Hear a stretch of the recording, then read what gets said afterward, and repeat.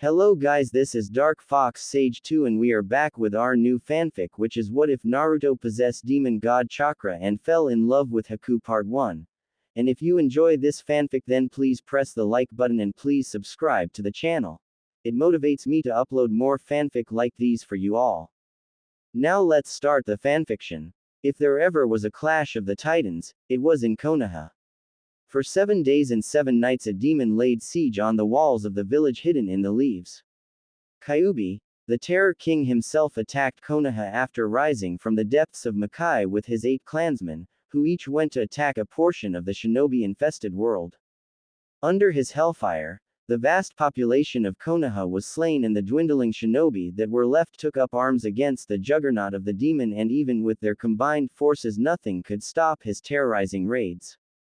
However, that all stopped when the Yondaime, himself, rode in on his trusted summon Gamabunta, the King Toad.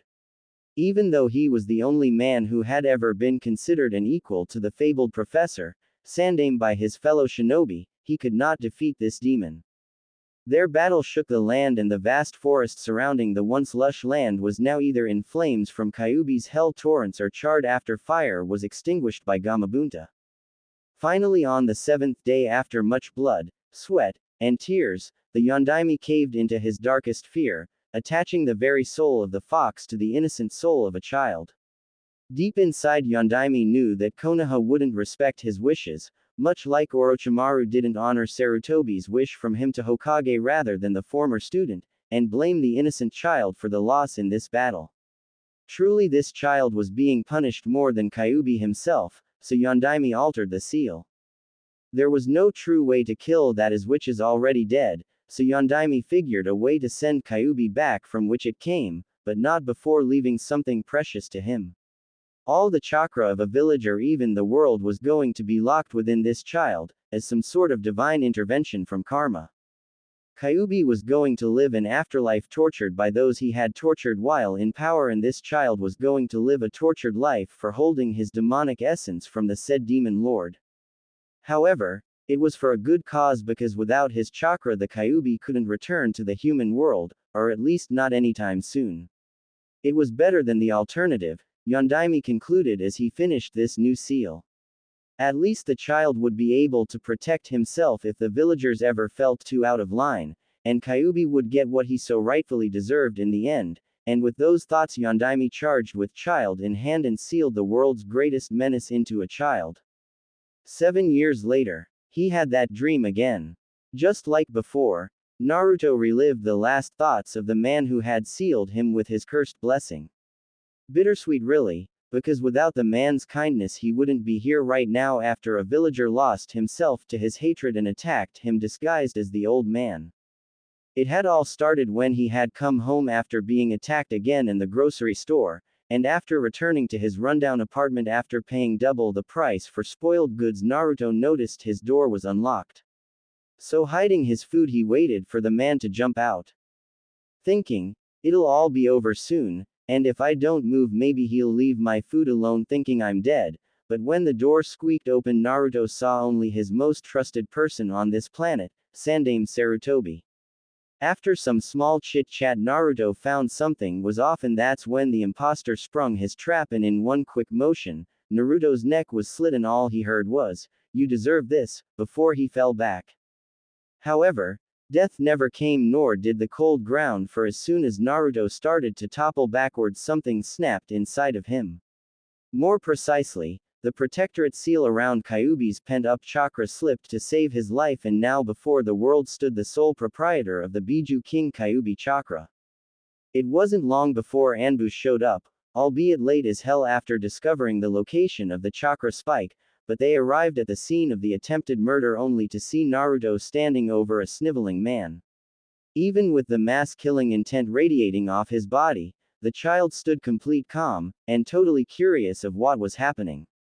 Within the hour, the man was sent to the psychiatric ward to be analyzed for any mental affliction, before being prosecuted for attempted murder, even with most of Konoha going against his case, stating something along the lines of, he was probably attacked, but with Sarutobi's urging threatening, he was prosecuted and found guilty but was released under the claims of being mentally insane. Kyuubi's or rather Naruto chakra broke the man's psyche and he was now spending the rest of his days in a padded white room, replaying the shock of having the equivalent of a Holocaust victim's hatred for his torments going off in his mind after being multiplied 1,000 times over. Well, revenge is a dish best served cold, they always said, and this guy was going to spend his whole life over this cold heaping of hate in front of him. But even with that problem solved, the aftermath from it sprouted more problems and more grievous than the last. What will Naruto do now that he had access to the greatest source of power on this planet, and how would the villagers react now that he held the power of their most hated foe? And the most disturbing of all was, would he help the village that constantly held a knife to his throat and be their loyal protector, or would he turn his back on the village that shunned him like Orochimaru did years before? Sandaime found himself in the proverbial pickle and now had to make a choice. Either let Naruto be and watch the boy struggle from afar before he either killed himself and the village from the immense backlash that Kyuubi's chakra would have sent out when released, or watch him turn his back on the village before swearing annihilation on all of its inhabitants. Therefore, Sandaime made a third choice and broke his own oath to never train another student. So Sandaime gathered his almost infinite resources and got the boy a well-secure home and began teaching him basic chakra control. It wasn't long after that did the, for lack of better term, dreams start. It was like watching a movie and remembering parts you have never seen. They looked so familiar, and yet Naruto had no memory of ever being in the place he saw, which usually was centered on a land with red skies and large, old Japanese castles. After telling the Sarutobi of his dreams, the man immediately told him to tell no one else, thinking of the horrors that the villagers would do to the child if they found out he could remember what Kyuubi had done while still breathing. Standing by his oath, Naruto trained vigorously until his 7th birthday, when he convinced the Hokage to let him become a shinobi. It was both a joyous and painful thing for the elder man, because Naruto would be swearing his loyalty to this village, but then he was reminded of his other apprentice. Orochimaru was once loyal, but power soon corrupted him and he turned his back on the village, so the question was, would Naruto do the same? Shaking his fears away, Sarutobi remembered it was Naruto's choice and holding him back would only hurt the boy's trust in him, so the Sandaime let Naruto join. So this is where Naruto found himself after his little daydream on the past few years, in a classroom with people he had only met the day prior. His training with the Hokage forced the lonely boy to grow up fast, and behind his cheery attitude to throw the villagers off their tracks and show them that they could break him, was a boy who analyzes every situation as if his life depended on it. So here he finds himself going over his mental notes he had taken on everyone around him. First was the pink-haired girl who was in front of him. Haruno Sakura, preteen girl with preteen fantasies on the village heartthrob. After only one day Naruto made a conclusion about her: stay away. Not that the girl was ugly or anything, on the contrary she was quite cute and would be a beauty one day, but her helpless infatuation with a certain boy would only slow him down. Aside from her open love life, Sakura seemed like she would make an excellent kunoichi if she paid more attention to her training than boys, but then again she was only preteen girl-like. Yamanaka Ino, the second person who caught his eye in the class, blonde like him, the pretty girl would be simply stunning like Sakura, but she also fell under the category of do not pursue, seeing as she too was smitten by a certain male. Unlike her friend, who had kind eyes, Ino had the calculating brain like all the seers in her family of psychic shinobi. From his intel from the Sandaime, Ino may very well be the strongest kunoichi of her generation at the time, and the look in her eyes didn't dissuade that notion. Moving on, Naruto's eyes fell on the last female of his class, Hyuga Hinata. The cute girl was pitifully shy, but under her shaking voice and uncertain eyes was that of a true beauty like the other kunoichi noted before, and being the heir to the Hyuga household and fearsome Byakugan, it was ironic that she was shy and uncertain unlike her prideful clansmen. It was that trait that made her stand out, and from what Naruto discovered from previous meeting with the Hyuga household, that the smug clan was by far some of the most intolerable people he had ever met. Hinata was different though. She didn't have her all-seeing eyes on preteen boys like the other girls, but instead they were on the ground. Given her heritage, she could be the strongest academy student if she would come out of her shell a little, and maybe even strongest genin given her parentage, but fate was cruel. Moving his eyes from the girl beside him, Naruto looked on to the male population of the class, starting with the sleeping child beside him. Nara Shikamaru was a lazy bum at first glance, but as Naruto observed him longer, he noticed that the true reason he came off like that was because he was just not motivated to pursue this career. The most ironic part about it was that underneath the lazy cover was a true shinobi genius just waiting to come out, but too bad if he was too lazy to dig it out. Moving on to the slightly larger child beside him, Naruto rested his gaze on Akamichi Choji. The class, fatass, was far from the glutton he made himself out to be, sorta. He was an Akamichi, and with that came the burden of being larger than everyone else, but with it came his true advantage, size. Within him came the potential to be the strongest genin physically in the whole class, and if he ever grew over his self-conscious problems, he would truly be a deadly force. Looking up, Naruto's gaze landed on the class animal lover, Inuzuka Kiba. The class clown and animal lover was a true beast on the inside, and his taijutsu showed it. During the classroom spar, he crushed a no-name kid within seconds using his clan's techniques and gloated about it afterward, reducing the boy to tears.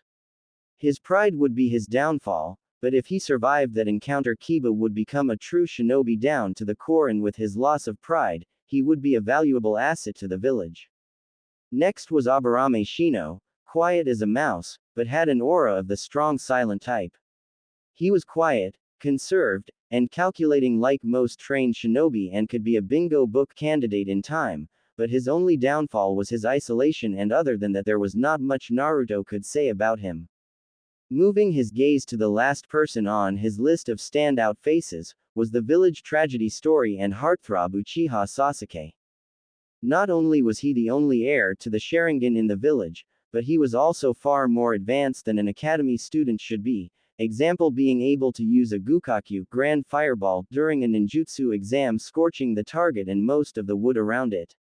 He was cocky, but Naruto had to give it to him. He had been in the first place seat so long that he could be, but Naruto was here to change that. Uchiha Sasuke just made a rival, and his name was Uzumaki Naruto, called Yumino Iruka as he called rolled.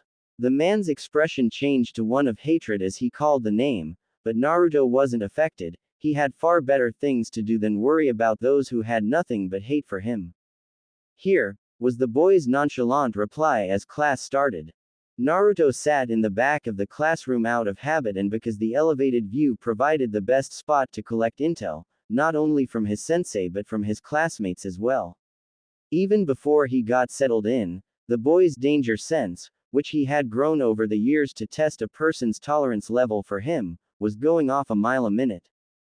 Smoothing the invisible creases in his deep blue pants, Naruto felt his black shirt growing incredibly hot under the teacher's gaze. Shifting his blue vest that was over his black shirt, Naruto tried to play off his nervousness to the unbearable imaginary heat. The class rolled on like usual, and Uzumaki found himself victim to Iruka's deep resentment.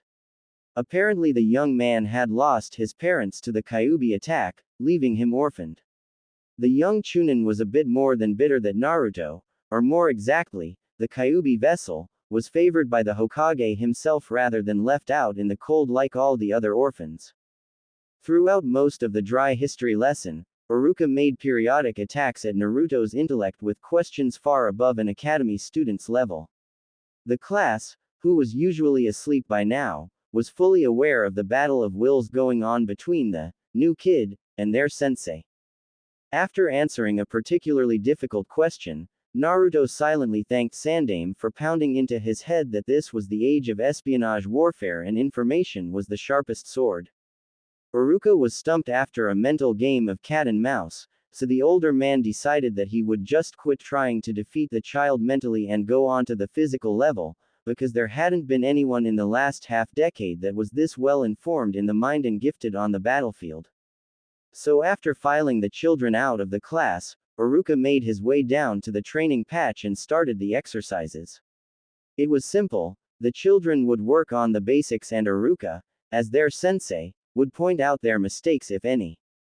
However, the one child that he wanted to humiliate proved to be a prodigy in the works. Even though Naruto studied under the Hokage, in both chakra control and all the information a child could possibly need in shinobi life, Naruto was never taught anything that he could physically use in combat. Maybe because of the deep guilt that Sarutobi had buried in his heart over his estranged pupil, or if the older man didn't want to tempt Naruto to follow the said student's fall from favor, but all the Sandaime armed Naruto with was a quick wit and understanding of chakra, and from there, it was up to Naruto. So needless to say that Naruto was not the sharpest shot with a kunai, unlike the Uchiha prodigy. Iruka wasted no time to point out Naruto's mistakes in a rather loud manner. After a bit of teasing at the blonde's expense, Naruto corrected his hold on the kunai, and within a few tries, his accuracy was steadily catching up with the class star. Taijutsu wasn't any better than accuracy training. His stance was poor, and compared to the prowess of the more gifted students, Kiba, Sasuke, Shino, and Choji, Naruto's abilities weren't nearly up to par. This was painfully made apparent to Naruto when the Akamichi male almost pounded Naruto's head into the hard earth with his Buban Baika no Jutsu, partial multi-size, fist. For the duration of the fight, Naruto was either using his speed advantage to land sloppy blows to the larger boy, or use his agility to dodge the earth-moving punches. Either way, Naruto couldn't win the fight, only to hope for a draw at best. Watching the blonde, Iruka couldn't help but feel a little bit guilty. He had pitted the boy against a student who had a distinct advantage. Unlike Choji, Sasuke, Kiba, Shino, or any other student for that matter, Naruto did not have parents, or in one case a high-class scroll, to teach him the finer points taijutsu. Naruto instead stopped dodging and let out a breath, as he was already formulating a plan. Old man always said that the chain is only as strong as its weakest link, and right now I have two. The accuracy can be solved with more practice, but the taijutsu will need some guidance, but who will teach me? Old man is out, and besides him I really don't have any other options. I could try to, but before Naruto's mind could pull together a plan, Iruka decided to end today's lesson with a ninjutsu test. Since Sasuke was last the day before, it was Naruto's turn to go first. Blinking in surprise as Naruto's thoughts focused on the task at hand, the boy walked toward the stationary training logs that had been battered by Choji, slashed by Kiba, turned to sawdust by Shino, courtesy of the Kakaichu insects, and burned to a crisp by the Uchiha savior, of course. Walking up to a less battered post, Naruto could hear the other students in the background. Ignoring the other students' whispers, Naruto focused his chakra into the only gift that he had received in his life. A chakra pentacle used by his father as a good luck charm was the only thing that Naruto received out of an act of kindness. Sandaime had been the one to give the gift, was also left with the burden and responsibility of telling the boy the truth that he was the son of the late Yondaime. Unlike the Sarutobi head's prediction, Naruto didn't go on a bloody rampage and kill countless Konoha citizens for their acts against him, but instead the boy thanked him for not keeping the truth from him. It appeared as though the incident had brought more than just a physical change to the child. Naruto had mentally matured for more than any child his age as well. To him, if this village meant enough to his father for him to give his only born son for it protection, then that was more than enough for him to try and follow in the same footsteps.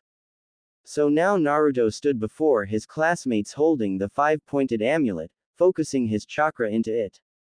Poising his arm forwards, Naruto said aloud, "I will only say this once, so pay attention. This is my Charka Shako chakra weaver," and with that a long extension of Charka shot out from each of the 5 points on the pentacle. 1. Chakra Shako. Dageki chakra weaver. Strike, Naruto said as he dashed towards the wooden post. The wisps of chakra that formed from around the pentacle's point closed around Naruto's clenched fist before he made contact with the wood. The log's top was ripped from the ground by the punch that had left the bottom in a perfect flat edge. As the log flew backwards, Naruto gathered his chakra towards the center of the chakra shako before saying, 2. Chakra shako, Tama chakra weaver, shot. The built-up chakra released in a solid burst, flying straight through the log before releasing a shockwave that literally broke down the larger portion of the log before firing it back at Naruto. The children surrounding Naruto watched in awe and shock as the new kid's jutsu just destroyed a 200-pound training post. The most affected was none other than Uchiha Sasuke himself. How does he just come up and pass me like that? I'm an Uchiha, Konoha's elite, the strongest. How is he so much like? But before Sasuke could finish his thoughts, they were cut off by the sound of Naruto being bombarded by the shrapnel from the destroyed log. Iruka was about to jump in and protect Naruto, but it seemed that the younger boy already had it covered. Letting the compressed chakra in the center of his chakra shako flow outward, Naruto redistributed his energies throughout the pentacle.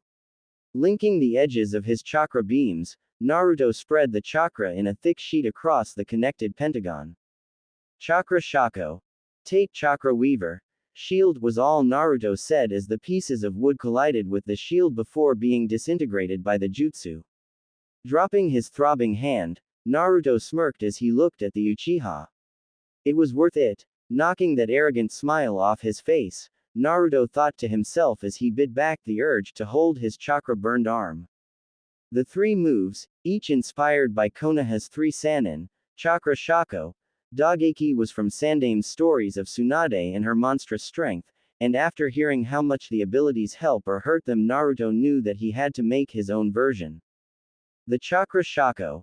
Tate was inspired by Jiraiya and his uncanny ability to make his hair into a living shield, and after being at the receiving end of the villagers' mistreatment, Naruto figured it would be wise to develop a defensive jutsu. Last, the Chakra Shako. Tama was inspired by the last Sannin, Orochimaru. Even though he is Konoha's greatest villain, Uchiha Itachi being a close second, he was by far the greatest ninjutsu user the village had ever seen. For instance, his Tsunagishu, hidden shadow snake hands, had killed masses of shinobi, both of Konoha and other villages, without them coming within 3 meters of his body. So why have the idea of leaving a superior ranged jutsu out of your arsenal just because it reminds you of your enemy? But these techniques didn't come without a price, and seeing as Naruto was nowhere near the skill level of any of the three, he paid a steep price. When used back to back, they channeled so much chakra through Naruto's arm that he wouldn't be able to use the arm again until the ruptured tenketsu healed, which was normally a day or so thanks to the regenerative powers Kyuubi's chakra had left him with. Walking right past the Uchiha, and making sure to keep his tender arm as still as possible, Naruto met eyes with him for a split second to tell him that the bet was on, before joining back with the class without waiting for his reply. Needless to say that infuriated Sasuke, along with his groupies, and just made Naruto somewhat of a hero to the male population of the class. Now Naruto went from being to the new kid, to being the cool jutsu kid. Therefore, for the rest of the class he was pestered with questions like, "Can you teach me?" "No," was the answer he gave each time, and like all the others they left him labeling the boy as an ass. So the class fell back into a normal atmosphere, sorta. Now that Sasuke was glaring daggers at Naruto, instantly making him evil incarnate in the majority of the female class, and as for the boys, only those who didn't care about being a ninja, or those who just didn't find his abilities a threat to them, tolerated the boy. The rest just didn't want anything to do with him after he wouldn't let them in on his jutsu. Class ended without anyone attacking Naruto out of anger, and Iruka held Naruto back as the class left. The ones Naruto labeled his tolerables lifted an eyebrow to Naruto before leaving. Turning to face Iruka, Naruto prepared himself for a verbal assault on where he learned the jutsu or that they had there on him, the demon spawn. But to his surprise, Iruka simply bowed, before saying, "I'd like to apologize for my behavior earlier. Even though Hokage-sama had told the village there was no reason to fear you, but sometimes it takes falling on your face to see what's right in front of you." Looking up, Iruka could make out a little behind Naruto's usual happy mask and see the shock on the lonely boy. The world had dealt a harder blow to the boy in front of him than himself. Seeing as Iruka had known his parents for a while and was just ignored by the villager, but Naruto never met either of his parents and was known as Konoha's demon. Needless to say that Naruto was shocked, but he hid it behind his smiling mask. Iruka could see small segments of the boy who put on a face for the village, and felt even worse.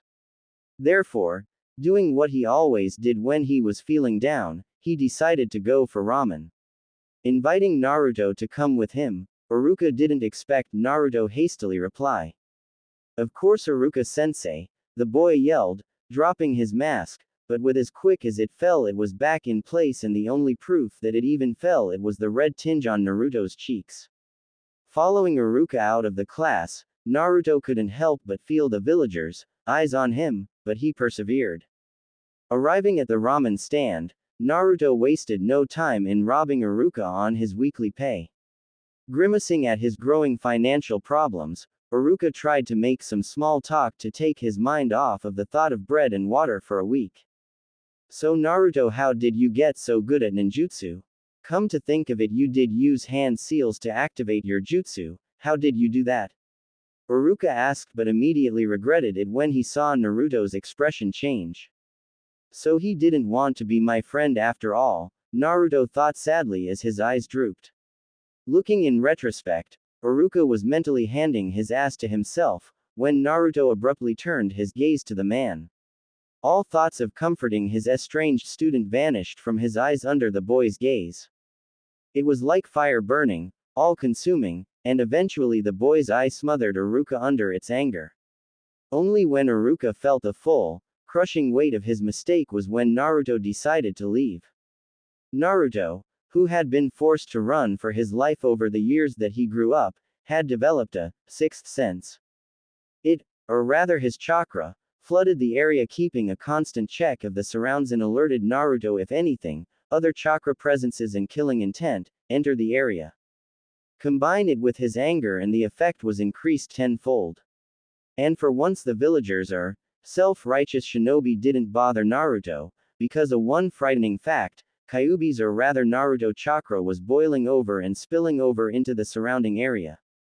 The usual sedated presence of his chakra was almost lashing out on the surroundings as if it were trying to let out some of the anger raging inside its host. Walking the dank alleys of Konoha to avoid hurting any of the citizens of the village and reaffirming their belief that he was the demon seed, Naruto grew increasingly irritated at the presence following him. Thinking the mystery man was Iruka, Naruto lashed out with his chakra shako, not caring that his arm was screaming bloody murder as his chakra shot through it. Loading a powerful chakra shako, Tama that was aimed slightly to the side so that it would just scare Iruka off rather than obliterate his body. However, to his surprise when Naruto made eye contact with Iruka, it wasn't Iruka at all. For that matter, it wasn't a man at all. Before him stood the timid Hyuga Hinata, who like always had her eyes on the ground. Calming his nerves, Naruto disassembled his chakra shako and lowered his arm. Clutching the throbbing arm, Naruto mentally berated himself while holding the demonic chakra at bay. "Last thing I need is the Hyuga in my ass for harming their heir," Naruto told himself while thinking of the consequences of Hinata seeing Kyuubi's imprisoned chakra. Hinata took a few hesitant steps to the wounded boy, hoping to soothe him and maybe convince him to help her. She was weak, that much she admitted to herself, but she was tired of hearing it from her family. She was tired of seeing the disappointment in her father's eyes, and she was tired of seeing herself alone. Not stopping when Naruto's piercing, cat-like gaze met hers or when the feral growl he let out as a warning for her to stop, Hinata slowly reached into her pouch and, careful not to make any sudden movements, pulled out the healing salve. Specifically made by the Hyuga clan, the salve could heal ruptured tenketsu at a remarkable pace, which was needed because more often than not, an advanced Juuken technique would almost destroy the chakra holes beyond human repair. Rubbing the cream onto the pained skin, Hinata felt Naruto calm down while the cool goo did its work. Uttering a thanks, Naruto quickly backed away and was about to leave when he heard Hinata's voice. Wait, the girl said, trying her best not to stutter. Standing straight and tall, she looked into Naruto's curious eyes before speaking. I'm Hyuga Hinata, heir to the Hyuga clan. Naruto simply nodded and was about to take his leave when he was stopped again. And I wanted to know if you would, and thinking that it would be just like before, Naruto was about to snap when he heard Hinata finish. If you'd be my friend, and with that, the shy Hinata's words were out in the open and a confused Naruto was left in front of them. The anger seemingly vanished and looked into the girl's eyes. Watching her eep and turn her gaze was all the confirmation Naruto needed to know that her offer was genuine. It baffled Naruto to think that the Hyuga heir wanted him as a friend, but after seeing the look in her eye, Naruto's soul instantly connected with hers. She knew the pains of being ostracized, because of her birth. Unlike him though, she was expected to be the greatest the village had to offer, while he was expected to betray them in a cold, demonic fury.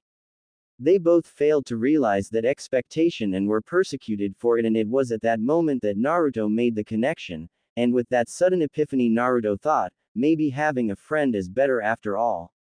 Naruto was about to tell Hinata of his decision, when the long silence became too much for the girl and, with shimmering eyes, she was about to make a break for it when Naruto said, I guess having a friend won't be too bad.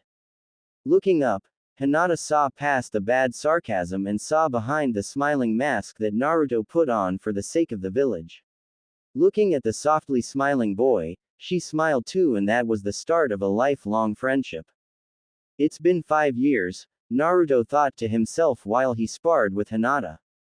Time sure has flown, the boy thought to himself while weaving through Hinata's deadly and accurate Jiyuken, gentle fist, strikes. Looking at the determined look on the girl's face, Naruto couldn't help but let his mind wonder. Funny how 5 years ago, Hinata was too scared to even think about having that type of look on her face, Naruto said to himself while holding back a laugh, which came out more like a sort of strangled chuckle, which in turn only served to deepen the scold-like look on the girl's face, causing her to redouble her efforts. Much had changed in the 5 years after the fateful night that Naruto made his first friend, and as cliched as it sounds, Naruto's life seemed to brighten from that point on. Even with all the drama he went through inside and outside of the academy, ignoring both the ignorant villagers who couldn't see his pain and Iruka's attempts to befriend him, Naruto soon found himself spending most of his free time with Hinata, just exploring the town, and like a good friend, Naruto found out that Hinata was having trouble at home because they thought she was too weak, so Naruto decided that they could train together so that way, everyone would benefit. What seemed like a good idea at the time turned out to be a horrible idea, at least in Naruto's opinion, when he finally got Hinata to let out her inner shinobi after a speech that slapped some sense into the kind-hearted girl. This isn't a game, Hinata. You, your comrades, and your village could all be lost if you don't have the resolve needed to do what you have to. Yes, it is good to be kind, but there is a time and place for all things, and the battlefield isn't a place to be kind. So you have to make a choice. Either give up on being a shinobi or harden your resolve and show me what you can do. Those were Naruto's exact words on that day. Hinata finally stopped hiding behind her own inferiority complex and let her real self shine after that. From that point on, it had only been uphill for the girl. With Naruto's help, she was able to master the Jiyuken she had been taught, and with the help of the closet prankster, she was able to steal some of the more advanced Jiyuken scrolls without the main family finding out. Taking a note from her partner's playbook, Hinata decided to work on her own techniques instead of basing her whole arsenal solely on just what she was taught. Researching everything on chakra that she could find, Hinata couldn't find any inspiration for a new jutsu until she saw Naruto use his chakra. It wasn't the chakra shako or its variations that caught her eye, but the way his chakra seemed to constantly overflow from his body and act as an early warning system. From there on, it was a domino effect as Hinata figured out a way to release her chakra in a similar field that surrounded her hands. The field acted like her personal Jiyuken amplifier, and the results from her first test were shocking. In a family spar, Hinata used the amplifier on every finger and was able to effectively use Jiyuken from all of her fingers and close Tenketsu with the slightest touch. Needless to say, Hanabi was quickly defeated with the newly dubbed Jutsaki, gentle fingers, and the turmoil growing in the Hyuga household subsided, for now at least. Naruto, on the other hand, got more than he originally thought he would get out of this friendship. Hinata, being the friend that she was, taught Naruto some of the basics to a good taijutsu form like a stable base, and hands in a ready position, but Naruto refused to learn Jiyuken when the girl offered, saying, "Jiyuken is your family taijutsu and I doubt I'm ready to join your family, Hinata." The mere implication left Naruto smirking, and Hinata beat red before the girl got Naruto back by closing a few well-placed Tenketsu points, freezing the boy right where he was standing. From the hints that Hinata gave, Naruto used what he was naturally given to form his own taijutsu style that, much to his surprise, came out to be a lot like the Hyuga's Jiyuken. But unlike the Hyugas, Naruto didn't have the Byakugan, so he used his overflowing chakra as a screen that reacts to both chakra and killing intent inside its set area. Using this screen, Naruto was able to strike using the overflowing chakra to coat each of his blows. When used, it had a few surprising effects.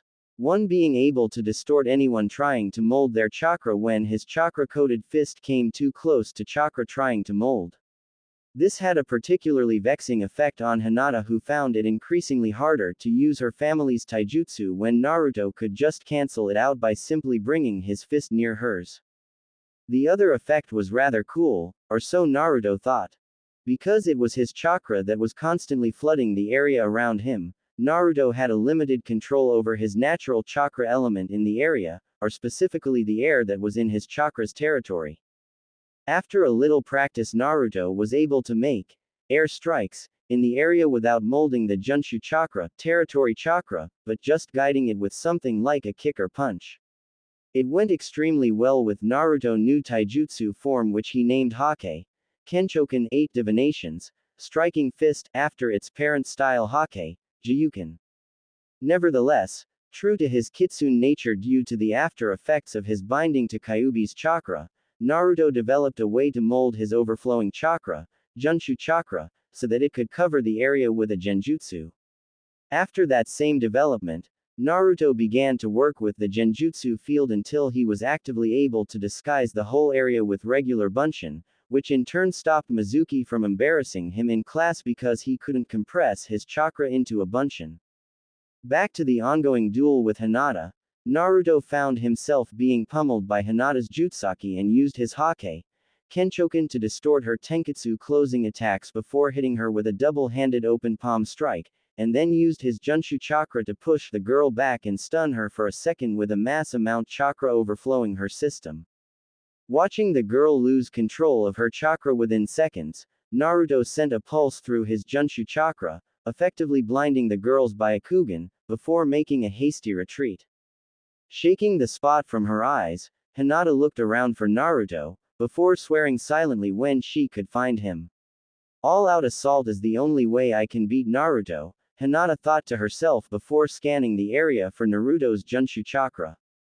Sighing when she couldn't detect it, Hinata knew that Naruto was probably setting up some type of trap outside the range of her Byakugan.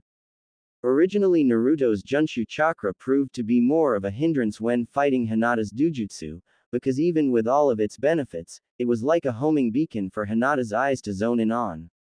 In order to counter that, Naruto began experimenting on ways to make his constantly overflowing chakra less noticeable.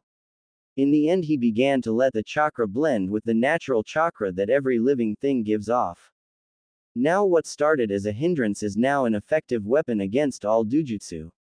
Naruto could now almost completely hide his presence to the Byakugan, and if Hinata got too close to beating him, he could flare up his Junshu chakra and blind the girl while making a quick escape to regroup. Watching from the Byakugan's blind spot, Naruto knew that even with his chakra completely concealed to Hinata, that if she saw his body, she would spot him and his plan would be ruined. Closing in on his prey, Naruto could practically taste the girl's anxiety. Good, she can feel my presence, but can't find me, Naruto thought, mentally applauding the girl, before springing his trap. Flaring his Junshu Chakra, and blinding the girl before molding the surrounding chakra into an area affecting genjutsu. Hinata was surrounded by darkness, and knowing Naruto, he probably had double-layered the genjutsu so that everyone on the outside would only see the trees surrounding them. Stealing herself, Hinata bought some time for herself by saying, "Dirty trick Naruto, I swear if I find you I'll show you how much Juyuken can hurt." Waiting for Naruto to reply, hoping his voice would give away his location. "Come on Hinata, you can do better than that," Naruto said, but to Hinata's dismay, his voice came from every direction. Scrunching her face, Hinata used her chakra like Naruto's Junshu Chakra in hopes that she could dodge his attack. But right as Naruto entered her small zone, she knew he was moving too fast for her to counter or dodge.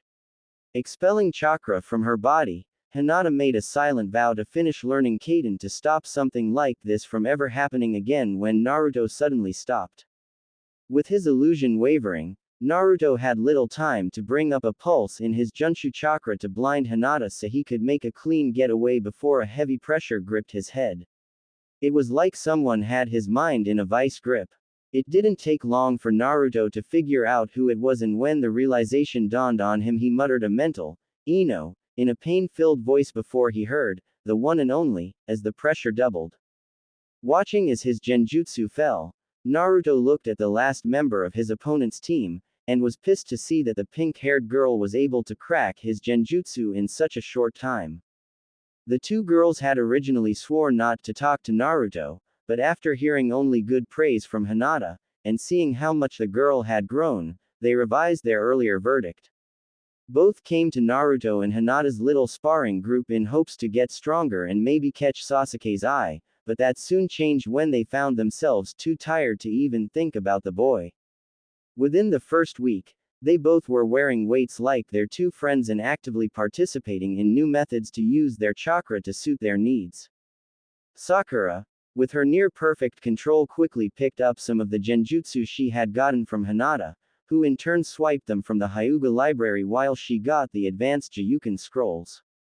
The only thing keeping her from using them were her small reserves, so Naruto took it upon himself to raise everyone's reserves including his own. This led to them doing a set of brutal water walking and tree climbing drills that not only raised their chakra reserves but also their stamina. Now the drills were used as a warm-up for the day, and Sakura had more than enough chakra to use the more advanced genjutsu. Ino on the other hand, stuck with her family jutsu but used them in more inventive ways. With increased reserves and control over her chakra, Ino began experimenting with different ways to use her mind-related jutsu. The result was the ability to create a link with anyone within her target range that couldn't put up a barrier to block her probing. The jutsu, Omoibariji, Mind Bridge, link allowed her access to another person's mind, with her leaving her body, but it sacrificed her ability to actively control someone. So instead she fell back on her psychology classes with her father and learned to use a form of gentle persuasion.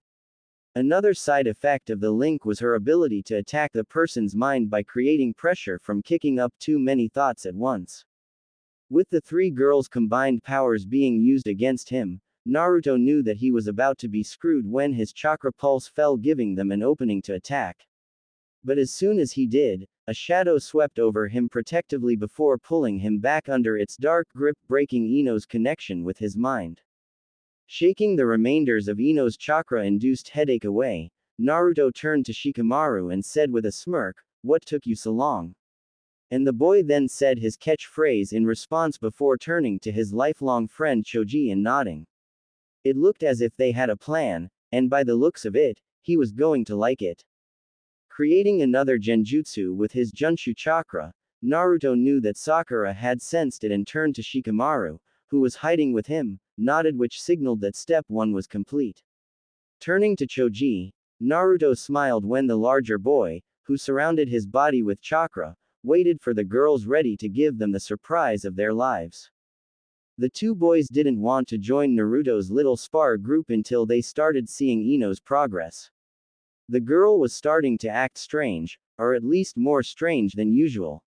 She talked of Sasuke less, and she was beginning to nag them less on their material things and more on training. Therefore, Shikamaru's analytical mind couldn't take not knowing anymore and decided to investigate while bringing Choji along too. From there they were hooked and stayed ever since.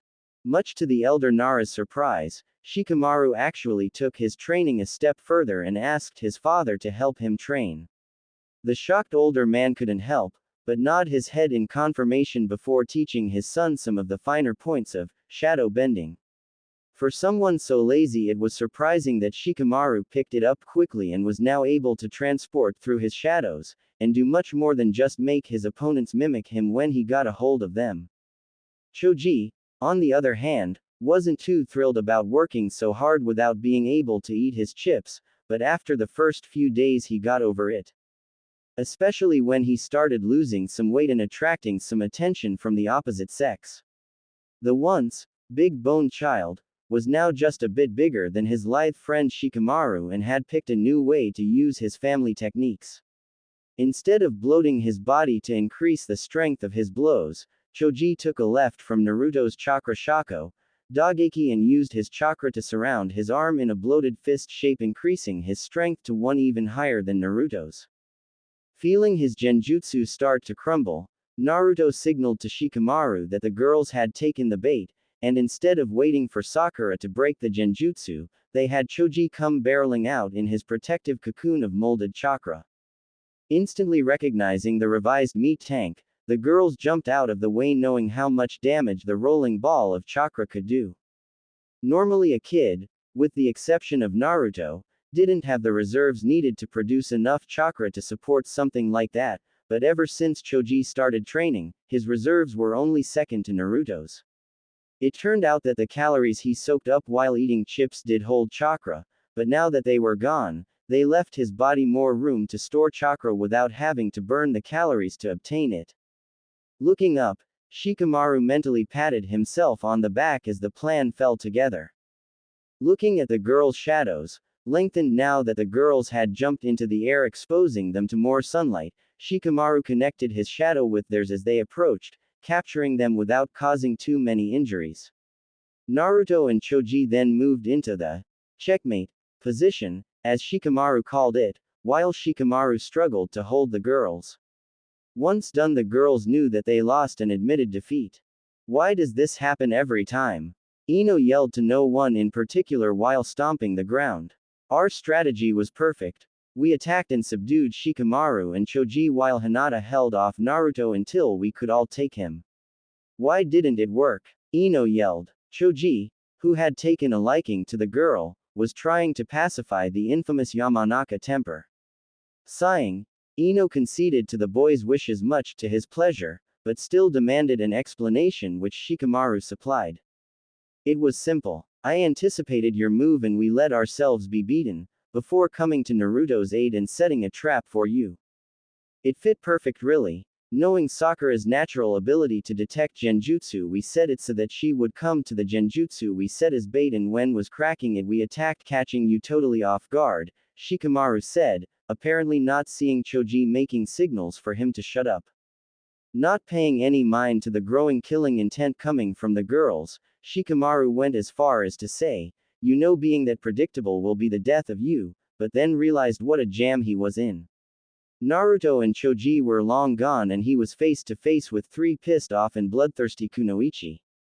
After about 10 minutes, Naruto and Choji crept back after the killing intent disappeared. There was an ominous air over area they had christened Shikamaru's Hollow, after their POW comrade. When they entered the clearing, they saw the three girls all sitting intently watching the boy squirm against the ropes that tied him to the tree. As Naruto's Junshu chakra filled the area, the blonde winced when his chakra came in contact with Shikamaru's. From the feel of it, Hinata had closed some of the most painful tenketsu on the boy's body, and from the far-off look on his face both boys shudder as they thought, Sakura's genjutsu. Moving to help their friend, both boys were surprised that the girls were fine with them helping Shikamaru instead of trying to stop them, and they wisely kept their mouths shut. After releasing the captive boy, Shikamaru began his recap on what happened, starting with Hinata disabling him before Ino battered his mental defenses just enough for Sakura to place a genjutsu on his mind. Apparently the mere though of the genjutsu reduced the boy to a shivering pile of mush, and only increased the fear respect Naruto and Choji had for their female training partners. Dismissing the meeting, all parties left to their homes sore. The Ino, Shika, Choji trio went the opposite way that Naruto and Hinata went as they all lived on the opposite side of town. After saying his goodbyes to Hinata, Naruto settled at his favorite ramen stand, and ordered a large bowl before thinking about what had happened that day in the past 5 years. "We've grown," was all Naruto could think at the time while taking a long slurp of his ramen. "The graduation exam is tomorrow and I know we will all pass," Naruto said mentally smiling, but hiding it under his public face. The next day, it had been the same as before. Naruto had had another vision from a place he had never been, but was completely familiar with. This time he had been in a bedroom, much grander than his. The deep crimson bed set complemented gold foxes statues and paintings that decorated the room. As he seemed to fall asleep, a knife was placed to his neck. The assailant was a masked female with deeply tanned skin that was covered with short soft black cloth that looked strangely like the ninja gear the more elite females wore. There was a little unheard chit-chat between him and the female that no matter how much Naruto tried to hear, he couldn't.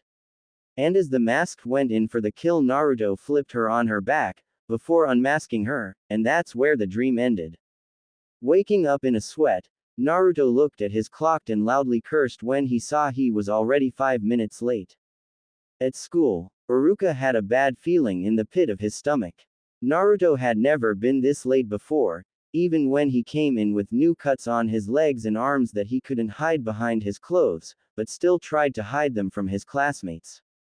The exam was almost over and Naruto was nowhere to be seen. After calling his name for the third and last time, Iruka couldn't help but let out a depressed sigh when he was forced to fail Naruto. 10 minutes later the boy came in, huffing at his lack of breath. By the looks of his hair, he hadn't taken a proper shower in his rush to get here and his hair was still wet with bits of soap in it. Shaking himself, the flock of birds scattering from his right confirmed Naruto's position, and Iruka hoped that he got to the boy in time to stop anyone from exacting revenge against the Kyuubi vessel. Upon his arrival, Iruka let out a sigh when he found out that he was able to beat everyone to the boy, but as he approached Naruto, his shinobi sense was going off. Dodging the hail of kunai from behind, Iruka spun around before catching the Fuma shuriken that was about to cleave his head. Gripping the four-bladed shuriken harder, Iruka looked at the smiling face of his assailant. Just Mizuki, Iruka thought before something clicked. The Hokage wanted Naruto back alive, and judging by his actions, Mizuki was about to bypass that order. Watching his fellow partner stand over the demon child protectively, Mizuki had to bite back a laugh at the irony. "You, the child orphaned by the Kyuubi, are going to protect the very thing that took away what meant most to you, that's rich." Mizuki cried while laughing. Iruka just ignored the man while steeling himself for a fight. "He's not going to kill Naruto, not until I can apologize to him," Iruka thought as he watched his assistant teacher calm down from his laughter. I guess you aren't going to step aside, so I guess I'll just have to move you," Mizuki said before dashing toward Iruka, his Fuma shuriken spinning like a buzzsaw. Letting in a calming breath, Iruka readied himself before dashing forward with his Fuma shuriken spinning. Inside Naruto, "It hurts all over," Naruto thought, and to his surprise, his thoughts echoed across the sewer-like room he found himself in. Getting up off of the dank ground, Naruto looked forward and saw the biggest vault he had ever seen. The intricate stone lock had several red and blue pipes coming in and out of it. Letting his eyes fall from the top to bottom, Naruto saw a small opening, like a keyhole for the vault. Around the circular hole were words written in kanji. "Here lies the power to damn the world. Scourge all those who live under the torments of Makai and let the world feel the judgment of all those who seek to destroy it. However, here also lies the power of a savior, one that will purge the world of all evil and protect those from the impending genocide. Come those who dare to unlock this power and control your destiny, and with that Naruto stopped reading the kanji spiraling around the dark hole. Fear, an emotion Naruto hadn't felt in years, covered the boy and clouded his judgment. This power was more than likely the Kyuubi's, and the rumbling behind the grand tomb walls only helped confirm that thought. Is this my potential Gigi? To either save all those I love, or damn them? Naruto thought to himself before plunging his arm into the unknown depths of the keyhole. The words spiraling around the hole began to glow crimson before turning into an abyssal black. The grand tomb door began to unlock itself around Naruto's imprisoned left arm.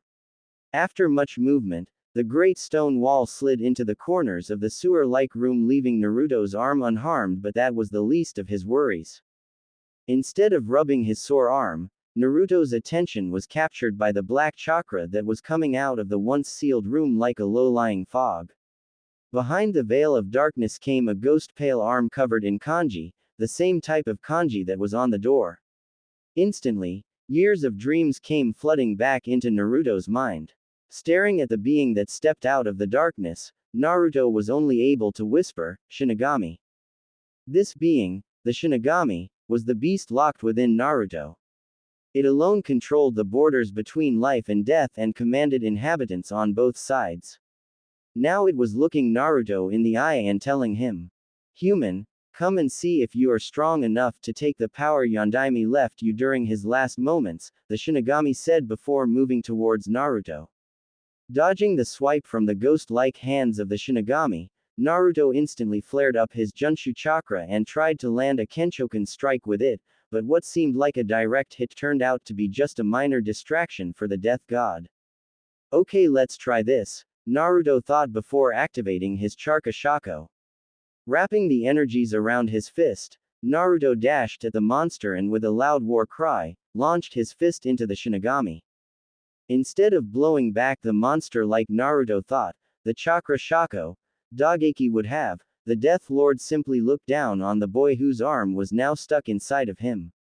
Returning the favor, the Shinigami pushed his arm through the boy's chest and thus infected his chakra system. Now the true test begins, was all Naruto heard before a burning pain shot through his body and all his senses went blank. Topside. This should be over soon, Naruto, I promise, Iruka thought to himself after hearing Naruto whisper, "Shinigami," followed by loud moans of agony. The words death god never sat well with Iruka, especially since it had taken the fourth from the village and sealed a monster inside a child, and now that boy was whispering that in his sleep before moaning in pain was more than a bad omen for him. Clashing Fuma Shuriken with Fuma Shuriken, Iruka knew that it was only a matter of time before he would defeat Mizuki. Jumping back from their deadly game of touch and go as Iruka began to spin his stolen shuriken again and rushed forward to meet Mizuki, who was doing the same. Slowing down slightly to avoid Mizuki's attempt to cut his head off, Iruka countered with a downward slash that nicked Mizuki's attacking arm. Following it up with a back leg sidekick, Iruka landed a bone-shattering blow to Mizuki's stomach. Breathing in, Iruka never took his eyes off of Mizuki before exhaling it, charging forward faster than ever. Mizuki wasn't stupid. He knew that once he lost his element of surprise that Iruka would soon outclass him. This was the reason why he was the assistant sensei and Iruka commanded above him, but where Mizuki lacked in skill, he made up in cunning. He knew that Naruto was defenseless and that Iruka would do just about anything in his power to keep the boy safe, so that's why Mizuki sent his Fuma Shuriken speeding towards Naruto. Everything went according to the criminal's plan as Iruka's attention was averted to protect Naruto, and Mizuki was able to temporarily escape his imminent death. Throwing his own Fuma Shuriken, Iruka let out a sigh of relief when his connected with Mizuki's and caused it to swerve away from Naruto. Turning his gaze towards his assistant teacher, Iruka guessed that this was going to be an unarmed battle now.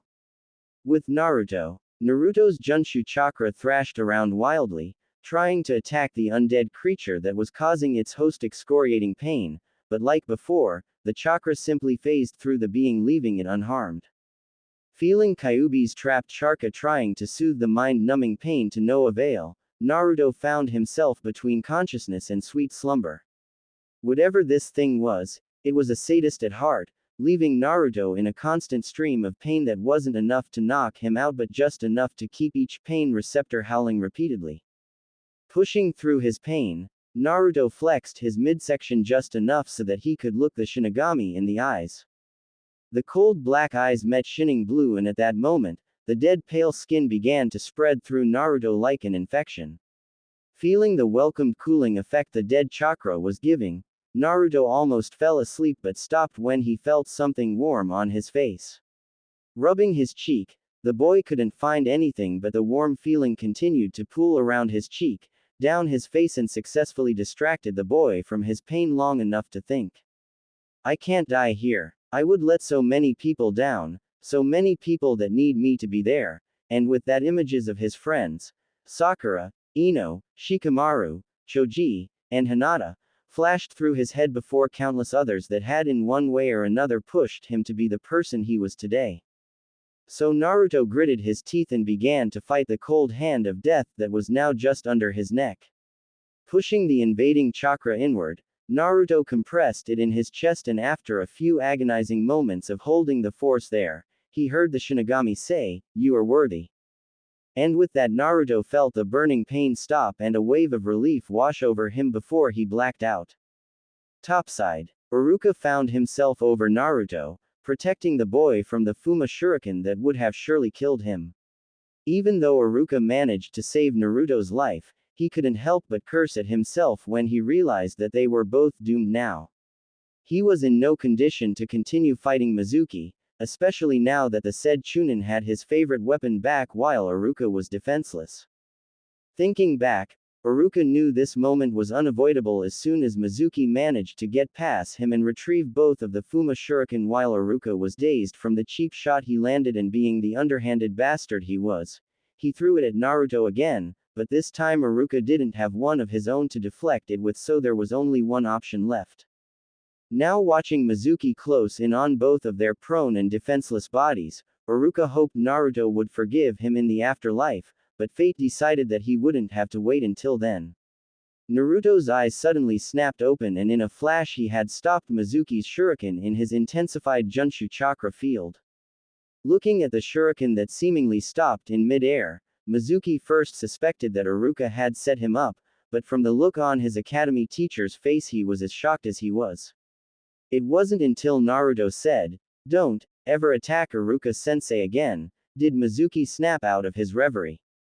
Just one look into the boy's eyes and Mizuki knew that this wasn't the Naruto that gave a half effort in class, or was late to the graduation exam. This boy was the holder of the fiercest Biju chakra, and by the look in his eyes he was his prey. Clutching his chest, Naruto saw Mizuki tense, expecting a blast from his chakra shako, but what he got was something totally different. Instead of shooting chakra out of his pentacle, Naruto used his newest technique, Naiteki Kai, to unleash a surprising effect. The boy's usual black and blue outfit shifted to a traditional all-black kimono and hakama, but even with the change in clothes Naruto remained relatively the same until a hole appeared on his chest.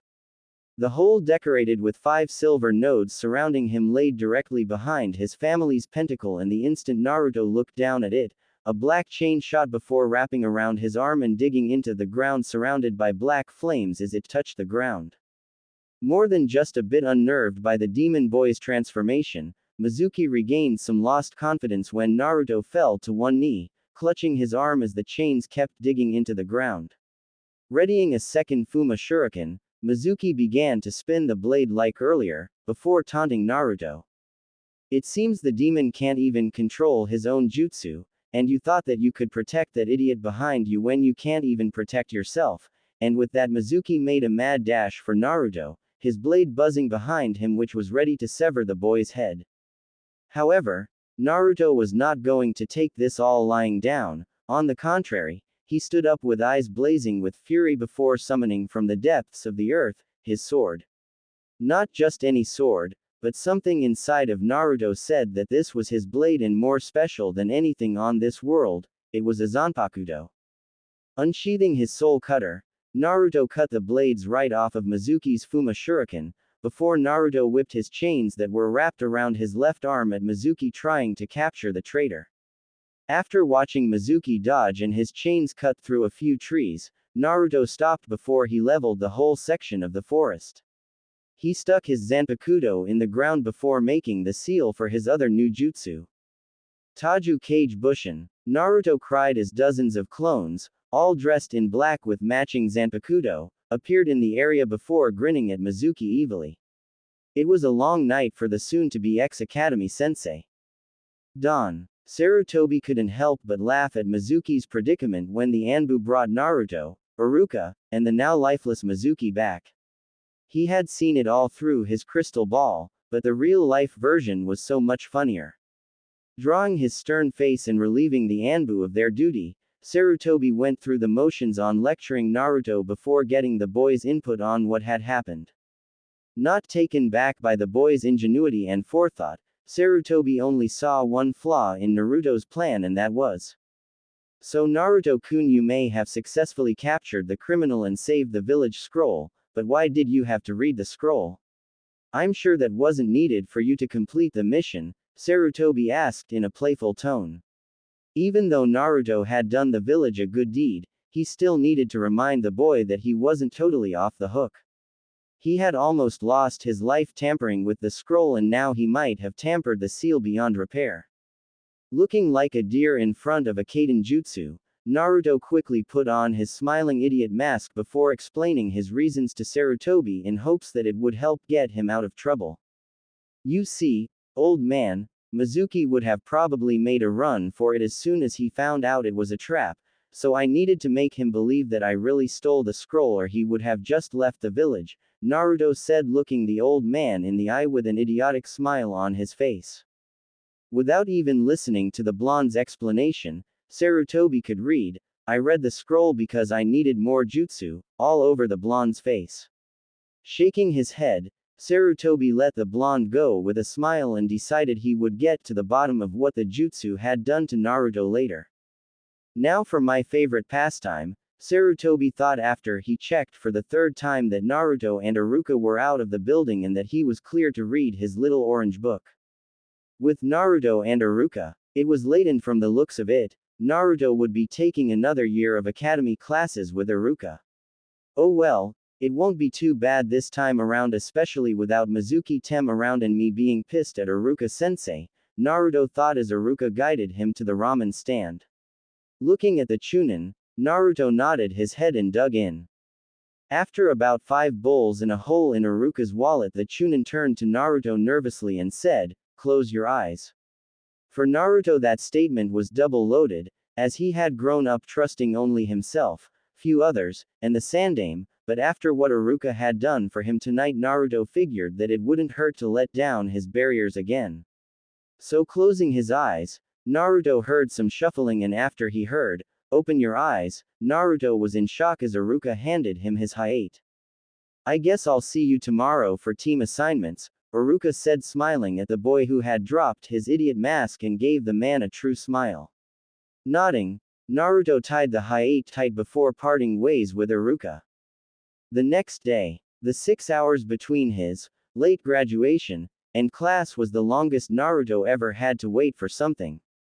In the few minutes he got of sleep between the time, he got more and more imagines from the land his body spirit knew, but his mind couldn't remember.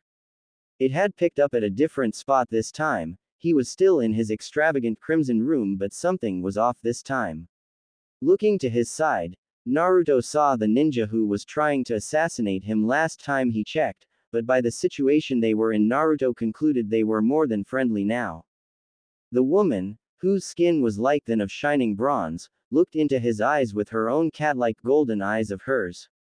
After a few whispers, Naruto's world blackened for a second and he found himself back in the same room, but the assassin was much different now. Her well-kept jet black hair was now in disarray, and her tight-fitting black linen outfit was cast aside, forgotten at the bedside. Looking at the now naked female who was crawling towards him with her cat-like eyes focused solely on his, Naruto couldn't help but feel like he, or whoever he was now, was going to be her new chew toy. And as the red silk bed lining was about to fall from her breasts, Naruto's mind blackened again, but unlike the last time he didn't return to his dream but to the waking world. Looking at his alarm clock, Naruto let out a breath before saying aloud, "Might as well take a shower now that I have some time," before making his way to the shower hoping that a cold shower would wipe some of the hot sweat and hentai thoughts away. The nice, cold shower did the trick and Naruto didn't have even the slightest hentai thought in his mind. No, the boy thought, I just had to take an effing cold shower. I feel like an effing icicle now. Rubbing some feeling back into his legs, Naruto moved to his arms, and after 5 full minutes of rubbing, Naruto looked down at his left arm that just didn't seem to warm up and saw something that scared him shitless. Coiling up his arm were 2 chains tattoos, interlocking in an intricate pattern all the way up his arm before stopping at his shoulder where the 2 split where each were traveling to the middle of his chest where the chains had originally started from, one in the front and the other in the back. The sensation, much like the one he felt when the Shinigami was trying to kill him, scared Naruto into a panic. How am I going to hide this? Forget how am I going to hide this, how am I going to survive if this thing tries to kill me again? Naruto thought in frenzy. It had taken him a full 10 minutes for Naruto to calm down enough to rationalize his thoughts. It hasn't killed me yet, so it must be dormant. The boy began nodding in approval to his own theory. So if I just wrap it, it shouldn't activate unless, and that's when it hit Naruto. The chains only sprang to life when he used Naiteki Kai. That must be the key to activating it, and if I stay away from using that jutsu, I should be fine, Naruto thought as he wrapped his left arm in bandages. Naruto checked twice to make sure they wouldn't come loose before leaving for the academy. On his arrival, Naruto ignored those who questioned, why was he here, and just shut up the more persistent with a simple point at his height. Looking up at the smug Uchiha who didn't look too thrilled that Naruto had passed, Naruto found that annoying the Uchiha was much more pleasurable now that he had the arrogant smirk off of his face. Sitting down with Hinata, Shikamaru, and Choji, Naruto watched Sakura and Ino fight for a spot by Sasuke with Sakura as the winner. Rolling his eyes when Ino stalked back to sit next to Choji, Naruto proceeded to tell them a heavily edited version of how he passed and now he would be able to join a team with them to kick some enemy nin and Uchiha, but that was until Iruka said. Team 7, Haruno Sakura, Uchiha Sasuke, and Uzumaki Naruto. Naruto didn't know whether to be irritated or relieved. Even though Iruka had said he passed, the man must have been up all night getting Naruto a spot with the graduating class, but couldn't he have put him with Hinata or Shikamaru? Hell, he would have settled for Ino, but he just had to get the Uchiha. It's not fair, Naruto thought to himself, and as if reading his mind Iruka said, Naruto, don't complain. You have the worst scores in the class since technically you failed, but because of uncontrollable events, you have been given permission by the Hokage to pass. Biting his bottom lip, Naruto caught the retorts that were on the edge of his tongue. He didn't want to be teamed up with his rival. Not only would the boy be able to see more of his techniques that way, but also the Sharingan copy wheel eye to worry about when it woke up. Figures that the biggest prick in the world gets the Sharingan, and with it access to all my jutsu, Naruto thought to himself, and the injustice done to him. The Sharingan was the pride of the Uchiha and their enemy's worst nightmare. One look and all jutsu, your plans, and your secrets were revealed to the red-eyed bastards. Turning to Iruka, Naruto sat back down with his friends and waited for the rest of the teams to be called. It seemed fate only hated Naruto as Hinata got Kiba and Shino, who Naruto considered good shinobi, but they were a bit unsocial, or in Kiba's case too social. As for Shikamaru, he got paired with his lifelong friends Choji and Ino. Seeing everyone else in his group happy with whom they were paired with, Naruto's sour mood only sunk lower. Even his best friend and sister, Hinata, couldn't get him to smile his idiot mask smile. I guess the thought of being paired with Sasuke was too much, even for Naruto's idiot mask to hide, Hinata thought before using her trump card. Whispering to Naruto, It's not too bad, we can still train together after team meetings, and besides you have Sakura as your partner, Hinata said, hoping that her words would lift his spirits. It was a little known fact to Hinata Naruto had thought Sakura was cute and was a key factor to turning her off to the thoughts of Naruto as a lover and to Naruto as a brother. However, what looked like something to cheer the boy up turned out to have the opposite effect as Naruto retreated farther into himself. Sakura is cute, but her infatuation with the Uchiha is more than enough reason not to chase her, Naruto thought to himself at all the possible outcomes of this team being put together would lead to.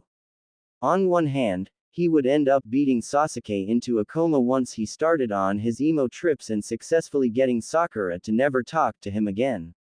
Smiling at the thought of Sasuke beaten so bad he couldn't talk, Naruto's conscience piped up saying, but you would lose a friend in the process.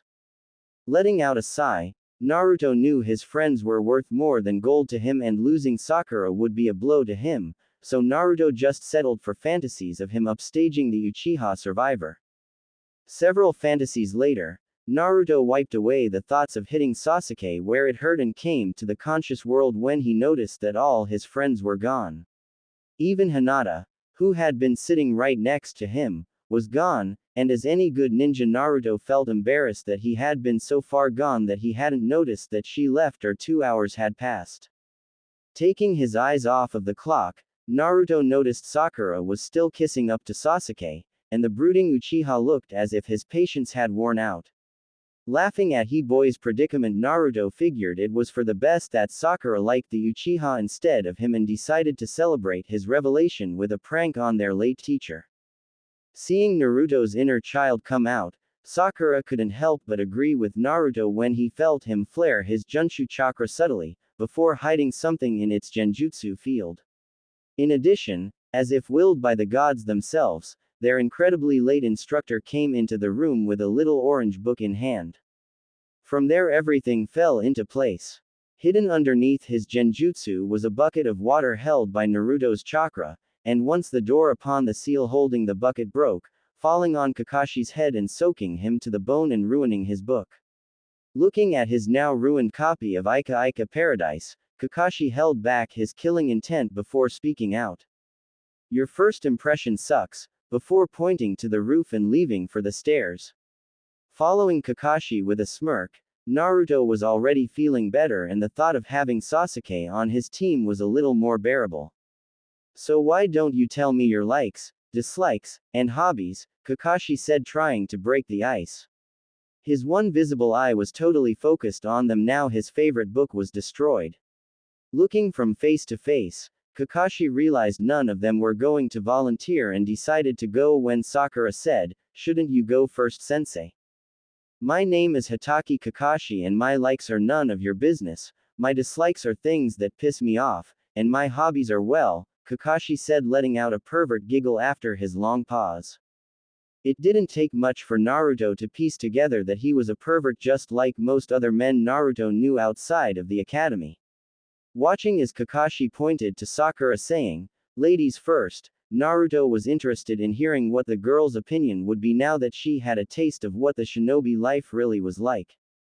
My name is Haruno Sakura and my likes are training and my dislikes are Ino Pig, and my hobbies are working hard enough for a certain someone to notice me, Sakura said, giving a pointed look to Sasuke who just ignored the girl's presence. Both Naruto and Kakashi suppressed a sigh before saying to themselves, at least she isn't totally obsessed with Sasuke, before Kakashi pointed to the boy in question. With an attitude fitting his coming emo trip, Sasuke said, my name's is Uchiha Sasuke and my likes are irrelevant, my dislikes are fangirls, and my dream is more of an ambition and that ambition is to see a certain man dead, Sasuke said, effectively killing all the happy thoughts around him and making Kakashi say to himself, great. A teen angst who has an Avenger complex, I should have stayed Anbu, before pointing to Naruto, hoping to the gods that he would be at least remotely normal.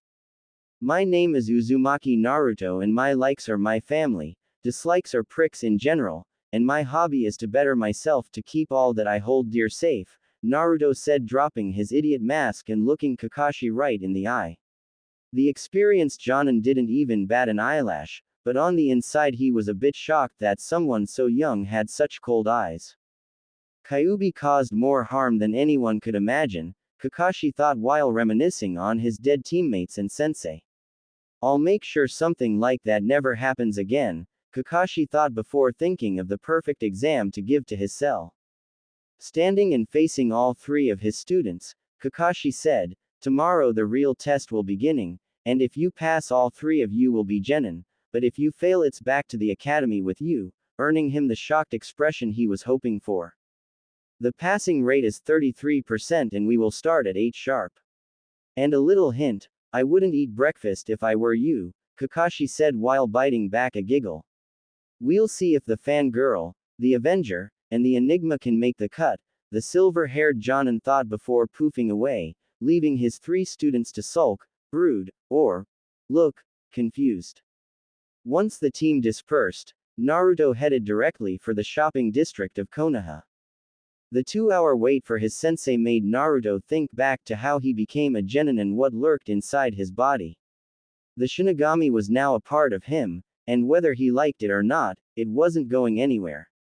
Even though the thought of being a death god scared him senseless, the thought of using a sword wasn't too bad. The only problem was that no one in the village would sell him a sharpened sword, under the thoughts that he would kill them in their sleep. So Naruto was forced to buy a wooden sword and hope that he could find someone to teach him to use it.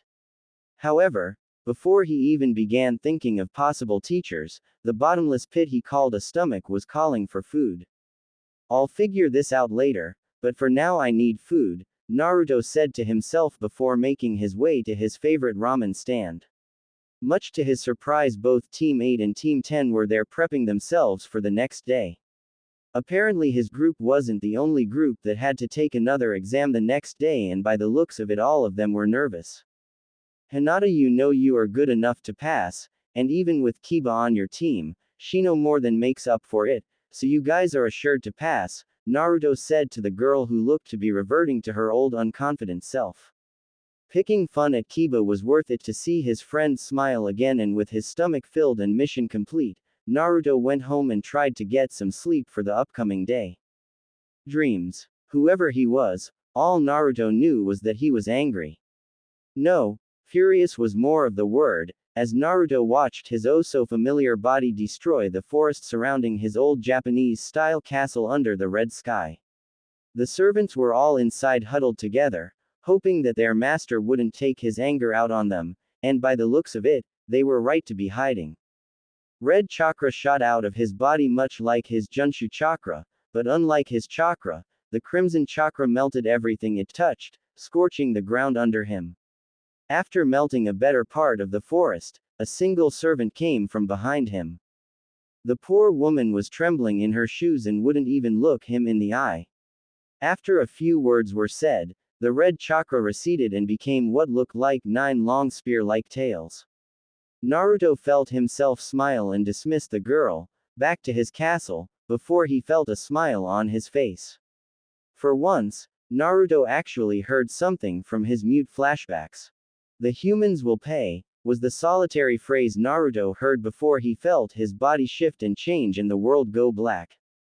Waking up in a cold sweat, Naruto knew that whatever happened next, directly affected all the humans in the world, and for some strange reason he felt that it especially had something to do with Konoha. Looking at his alarm clock, Naruto noticed he had woken up an hour early and decided to take a long shower to rid him of the sweaty smell and try to make sense out of another one of those familiar dreams. With 30 minutes to spare, Naruto couldn't help but make himself breakfast, and by the time he had gotten to the planned meeting area, Naruto had already eaten a good 5 bowls of ramen. It's cheap, but it gets the job done, the boy thought to himself before watching a zombie-like Sakura make her appearance. The girl looked like she got any sleep at all, and from the sound of her stomach, she didn't get to eat either. Naruto felt bad for the girl as he said his hellos, but stemmed his guilt with the thoughts that she should be ready for anything.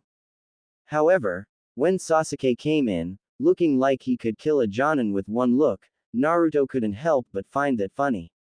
Serves him right for being such a prick in the academy, Naruto said to himself, while quietly snickering at the Uchiha who was now trying to look cool by brooding on the other end of the training field, something that he was horribly failing at now, no thanks to his stomach. 3 hours passed and Kakashi broke his record of extreme tardiness by arriving at the training patch at 11 o'clock sharp.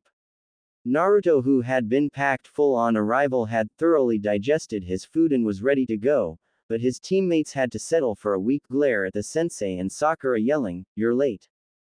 Looking at his hopeful students, Kakashi noticed that Naruto was the only one that seemed to have life and was showing it by doing some stretches to loosen up for his test. Good, it seems at least one of my students can think for themselves. Now let's see if he can think outside of the box, Kakashi thought before giving the weak excuse, "I got lost on the path of life," which only served to infuriate Sakura more. After dispelling a Chunin-level genjutsu from Sakura, Kakashi said, "Good, but I don't recall telling you that it was okay to start, or even give any directions." Looking at the blushing pink-haired girl with his now upside down, he took out 2 bells. Kakashi then said, "To pass, you each have to retrieve a bell," opening his lazy eye fully, showing them that he was serious. "But Kakashi-sensei, there are only 2 bells, Sakura said, stating the obvious. Looking at the man nervously, Sakura knew that there was something off with the man, and with him dispelling one of her strongest genjutsu without even blinking, just further confirmed that theory. "Well, that means one of you is going to go back to the academy, assuming that any of you have enough skill to take a bell from me. I'm setting the timer for noon and by the looks of it, you only have 45 minutes before time is up. Come at me with everything you have and don't even bother if you aren't coming at me with the intent to kill," the cyclopic Jonin said before throwing Sasuke to the ground at the boy's failed charge attempt. Fortunately for Sasuke, Sakura had picked up the slack and cast another of her best genjutsu while Kakashi was distracted, giving Sasuke a chance to escape with her before Kakashi decided to do more than hurt the boy's ego. In a flash, the two were hidden in the trees and were watching in surprise as Naruto hadn't moved an inch but was standing right in front of Kakashi with his idiot mask on at full power. Shaking the remnants of the genjutsu from his vision, Kakashi looked at Naruto before saying, "You're a bit off, aren't you? And here I was thinking that you were the only who could think for himself," Kakashi said while looking at Naruto before pulling out a brand new limited edition copy of Ika Ika Paradise that he got through means he didn't want to talk about. "I'll leave that to your imagination." As Kakashi predicted, Naruto charged in blind fury, and when Kakashi went in to subdue the boy before spewing a lesson in life, something that the boy would take to heart, Naruto smirked. While Wild Leaping Attack was just to lower Kakashi's guard, and now that Naruto close enough, the boy unleashed a Chakra Shako, Tama. All Kakashi could do was widen his eyes before the blast of chakra engulfed him. Naruto, who had just landed, was smirking under his idiot mask, before pain erupted between his cheeks.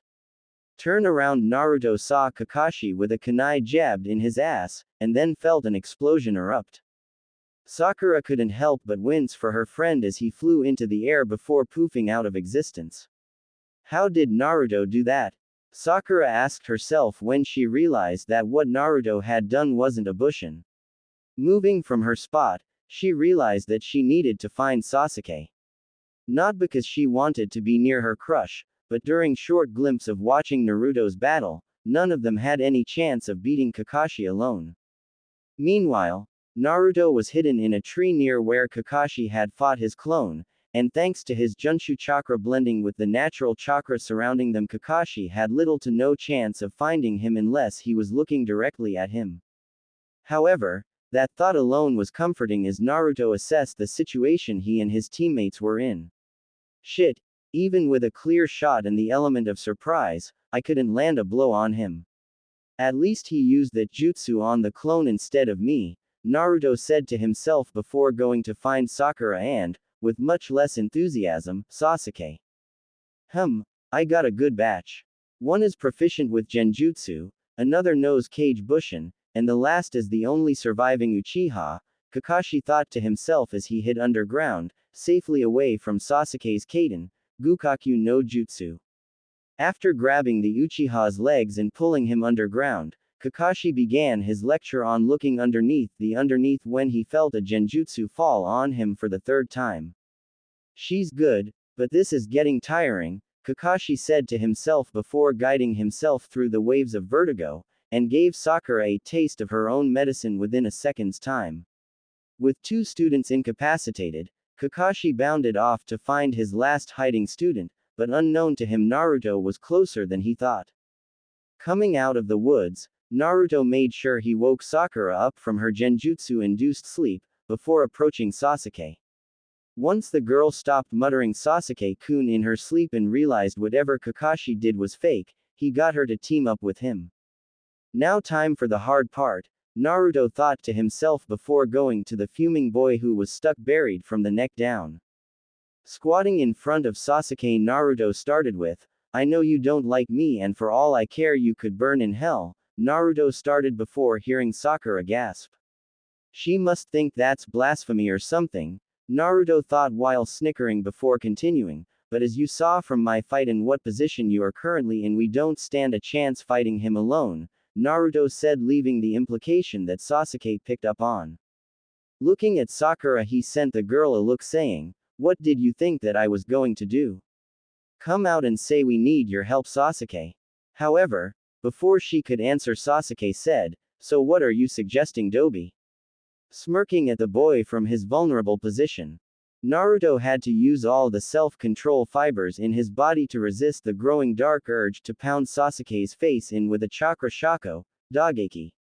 Instead, Naruto just twitched slightly from his newly dubbed nickname, before letting Sakura talk to Sasuke. "Sasuke-kun, there is no way that you can beat Kakashi-sensei alone. He's a Jonin for a reason, and the only chance we will have is if we team up," Sakura said in a gentle voice. Both Naruto and Sasuke were in shock at what just happened. The words, "No way," and "Sasuke," came out of her mouth without, "There's anyone hotter than," between them. Looking at the girl, Sasuke grumbled before whispering, "I'll do it," before Naruto already had his hand in the ground and pulled Sasuke up with the help of his chakra shako, Dageki. Looking to Sakura, Naruto whispered with a devious grin, "Okay, here's the plan," before dropping Sasuke straight on his ass. With 5 minutes left on the clock, Kakashi couldn't help but say to himself, "And here I thought this group might pass," while reading his little orange book, and just as he was getting to the best part, his maybe students came at him from all angles. Not even looking up from his book, he sidestepped Sakura before making a grab for Sasuke only to get a handful of air. "Genjutsu," Kakashi thought before adding, "But it's not just Sakura's, no, this genjutsu saturated the area in chakra." Before Kakashi knew it, he had fallen into their trap. Dispelling the genjutsu, Kakashi found it took much more chakra than the last 3. Looking around, he saw Naruto holding 2 bells and Sasuke had in front of him a copy of his Ika Ika Paradise while holding his hands in the ready position for another Gukakyu. "Okay, it seems you got the bells, Naruto, but now who passes with you?" Kakashi asked. "They have exceeded my expectations, but it's time for the final test," the Jonin said to himself before looking intently at Naruto.